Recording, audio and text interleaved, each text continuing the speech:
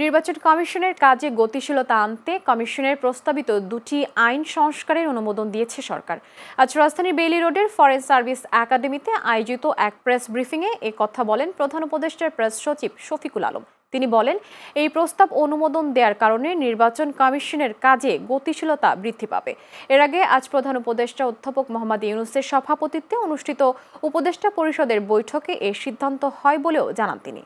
নির্বাচন কমিশন সচিবালয় আইন 2009 সনের 5 নং আইনের সংশোধনের প্রস্তাব।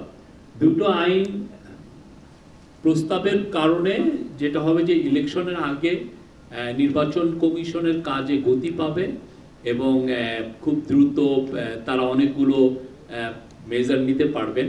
আরেকটা হচ্ছে যে এর ফলে এই আইনগুলোর কারণে আগে যেটা ছিল যে যারা নির্বাচন কমিশনের অফিসিয়ালরা যারা নির্বাচন পরিচালনায় যারা অবহেলা করবেন তাদের জন্য অ্যাকাউন্টেবিলিটি ইনশিওর করা হচ্ছে আইনগুলোর মাধ্যমে। আমি বলছি যে নির্বাচন কমিশন সচিবালয় 2009 আইনের সংশোধনের প্রস্তাব করা হয়েছে। সেই প্রস্তাবের আমি আপনাদেরকে বলছি, এটা আপনারা আরো নির্বাচন কমিশনের সাথে কথা বলতে পারেন, তারাও এটার বিষয়ে আপনাদেরকে বলবে।